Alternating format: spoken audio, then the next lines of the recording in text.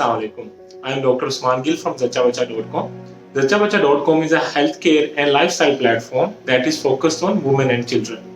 इस वीडियो में हम आपको इस बारे में बताएंगे कि 5 बड़ी कौन सी वजूहात हैं जिसकी वजह से बच्चे ज्यादातर रोते हैं। सबसे पहली चीज जिसकी वजह से एक बच्चा सबसे ज्यादा रोता है वो है भूख का लगना या हंगर। बच्चों का पेट एज कम्पेयर टू अडल्ट्स काफी छोटा होता है, इसीलिए उन्हें बार बार खाने की जरूरत पड़ सकती है। अगर आपके बच्चे ने कुछ देर पहले ही खाना खाया है और उसने दोबारा रोना शुरू कर दिया है तो आपको परेशान होने की बिल्कुल जरूरत नहीं है। आप उस बच्चे को जाके दोबारा खाना खिलाएं या दूध पिलाएं and he will be totally fine. दूसरी बड़ी चीज जो बच्चे के रोने की वजह बनती है वो है फुल पैम्पर या वेट नैपी। बच्चों की जिल्द एज कम्पेयर टू अडल्ट्स काफी नाजुक होती है। वेट पैम्पर या नैपी जो है वो बच्चे की जिल्द को इरिटेट करती है, जिसकी वजह से वो रोना शुरू कर देते हैं। मजीद बरा अगर उस वेट नैपी को चेंज ना किया जाए तो वो स्किन के ऊपर रेडनेस, रैशेस और इन्फेक्शन वगैरह काज कर सकते हैं। इसलिए बहुत जरूरी है कि अगर आपका बच्चा रो रहा हो तो आप ये जरूर चेक करें कहीं उसकी नैपी या पैम्पर फुल तो नहीं। तीसरी बड़ी और अहम चीज जिसकी वजह से अक्सर बच्चे रोते हैं वो है टायर्डनेस या लैक ऑफ स्लीप। बचपन जिंदगी का वो हिस्सा है जहां बच्चे सबसे ज्यादा और तेजी के साथ ग्रो करते हैं, इसीलिए उन्हें ज्यादा खुराक के साथ साथ ज्यादा आराम की भी जरूरत होती है। अगर आपका बच्चा खाना भी खा रहा है और उसकी नैपी भी फुल नहीं है लेकिन आप फिर भी देखते हैं कि वो रो रहा है और इरिटेट हो रहा है, तो फिर आपके लिए जरूरी है कि आप ये लाजमी देखें कि कहीं उसकी स्लीप तो कंप्रोमाइज नहीं हो रही।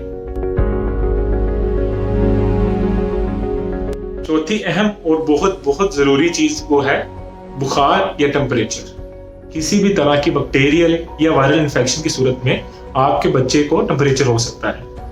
यूजुअली जब भी टेम्परेचर होता है तो उसके साथ दूसरी अलामात भी होती हैं। उनमें क्या क्या शामिल है? उनमें शामिल है गले का खराब होना, नज़ले का होना, नाक का बहना, पेट का दर्द या लूज मोशन वगैरह का होना।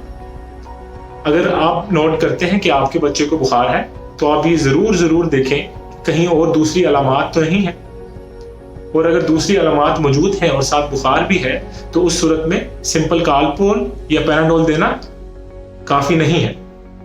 मैं इस बात को रिपीट करना चाहूंगा कि उस सूरत में सिंपल कालपोल या पैराडोल देना काफी नहीं है। आप जरूर किसी अच्छे बच्चों के डॉक्टर से अपने बच्चे का चेकअप कराएं या आप zachabacha.com पे जाके भी ऑनलाइन अपने बच्चे का चेकअप करवा सकते हैं। तो उस चेकअप के दौरान ये डिसाइड होगा कि आपके बच्चे को कौन सी इन्फेक्शन है, तो उसके मुताबिक दवाई या एंटीबैक्टीरियल मेडिसिन स्टार्ट करवाई जाएगी ताकि आपके बच्चे की सेहत मुतासिर ना हो। तो टेम्परेचर भी एक बड़ी वजह है जिसकी वजह से अक्सर बच्चे रोते हैं। पांचवी और आखिरी चीज जो बच्चे की रोने की वजह बन सकती है वो है लैक ऑफ अटेंशन या बोरियत। जी हाँ, बच्चों को तवज्जो ना देना या उनको अकेले छोड़ देना भी बच्चे के रोने की वजह बन सकता है। उम्र के इस हिस्से में खास तौर पर 4 माह से बड़े बच्चे अपने माहौल से बहुत कुछ सीख रहे होते हैं।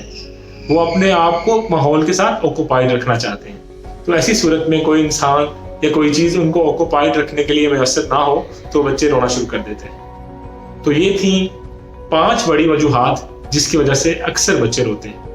आई होप कि आप लोगों को ये वीडियो पसंद आई होगी और आप इन 5 चीजों पे जरूर ध्यान देंगे। तो आज के लिए इतना ही। अल्लाह हाफिज।